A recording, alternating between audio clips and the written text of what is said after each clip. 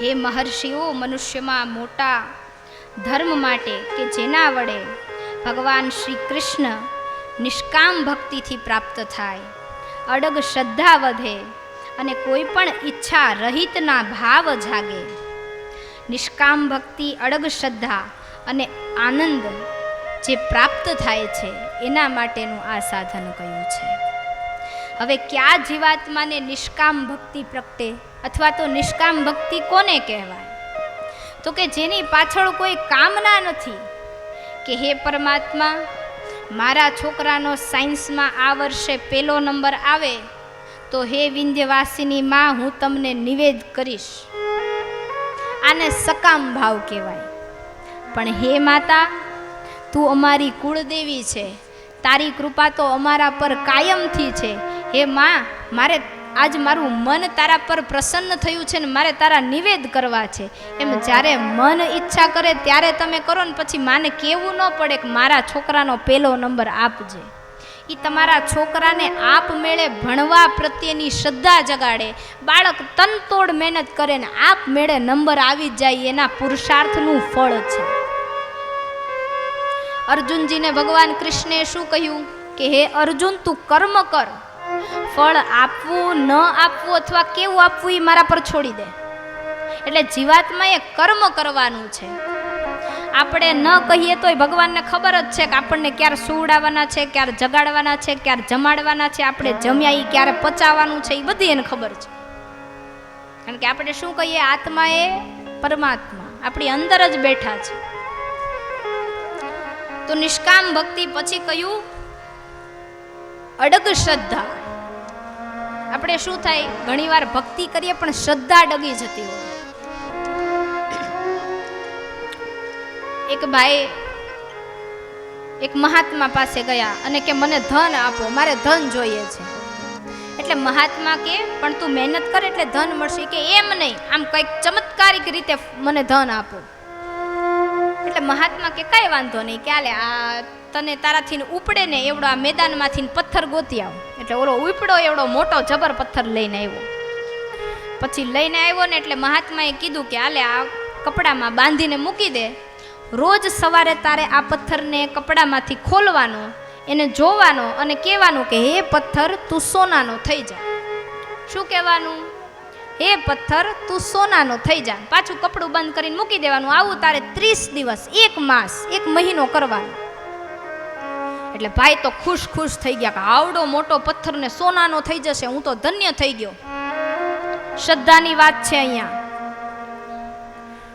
તો માણસ પથ્થર લઈને આવ્યો, ઘરે મૂક્યો. રોજ સવાર થાય ને એટલે નાઈ ધોઈને પેલું કામ, કારણ કે માણસને છે ને જ્યારે ધન મળવાનું હોય ને ત્યારે એને બહુ મહેનતનું સૂજે, ત્યારે એ રેગ્યુલર થઈ જાય. તો સવાર પડે ને પથ્થર ખોલે ને ઉઠીને કે તું સોનાનો થઈ જા, વળી બાંધીને મૂકી દે. 29 દિવસ કર્યું શ્રદ્ધા. 29 દિવસ સુધી શ્રદ્ધા રહી. 29 દિવસ પથ્થર ખોલીને કે તું સોનાનો થઈ જા, તું સોનાનો થઈ જા. 30મો દિવસ આવ્યો ને શ્રદ્ધા ડગી. કે આ હાડો સોનાનો થાવો હોત તો જરીક તો પીળો થયો હોત. આ આટલા દિવસમાં કાળો ને કાળો રહ્યો. આને ગુસ્સો આવ્યો ને કે એ સોનાનો નહીં તો કાંઈ નહીં, લોઢાનો તો થઈ જા. થઈ ગયો લોઢાનો. એટલે ભગવાન ફળવાના જ હોય છે, પણ ભગવાન આવું આવું કરે ને ત્યાં આપણે ભગવાન બદલી નાખીએ, આપણે શ્રદ્ધા ફેરવી નાખીએ કે આમાં કાંઈ નહીં ફરે. એક બીજું દ્રષ્ટાંત છે. એક માજી અધિક માસ આવ્યો ને રોજ સ્નાન કરવા જાય. હવે એક દિવસ થયું મોડું થયું એટલે બીજી જે બહેનો હતા એ બધા સ્નાન કરીને પાછા આવ્યા. આ માજી હજી યમુનાજીએ પહોંચ્યા. એ પહોંચ્યા ને એટલે કે તમે બધા અહીંયા ઊભા રહ્યો, હું એક ખંખોડિયું ખાઈને પાછી આવું. આપણો તળપદી ભાષાનો શબ્દ ખંખોડિયું. તો માજી ઉતાવળા ગયા ને એમાં ભૂલી ગયા, જ્યાં જે ધરેથી જે જગ્યાએથી ઉતરતા હતા એના બદલે બીજે ઉતરી ગયા ને ત્યાં બરોબર ઊંડું માજી લાગ્યા ડૂબવા. અને માજીએ પવન સુત હનુમાનજીને યાદ કર્યા. જય હનુમાન જ્ઞાન ગુણ સાગર, જય કપીસ તિહુ લોક ઉજાગર. હનુમાનજીને થયું અધિક માસ છે, માજી સ્નાન કરવા ગયા છે, ડૂબી રહ્યા છે, ને હું નહીં જાઉં તો મારા નામને કલંક લાગશે. એ હનુમાનજી પવન વેગે જય શ્રી રામ કરીને બચાવવા માટે દોડ્યા. હજી અડધે પોગ્યા ને માજીએ નામ બદલી નાખ્યું. માજી કે હે ગણપત દાદા મને બચાવજો, હે ગણપત દાદા મને બચાવજો. હનુમાનજી કે હવે આપણા નામને કલંક નથી. હનુમાનજી પાછા વળી ગયા, કારણ કે શ્રદ્ધા ડગી. એ હનુમાનજી પાછા વળ્યા અને ગણપતિજીને થયું કે ભારે કરી માજી ડૂબે છે, મારું ઉંદરનું વાહન ટીચુક ટીચુક ચાલશે, ક્યારે પહોંચશે? હનુમાનજી ઉંદરને કે જટ ભાગ, મારા નામને કલંક લાગશે. માજી અધિક માસ છે, સ્નાન કરી રહ્યા છે, ડૂબી રહ્યા છે.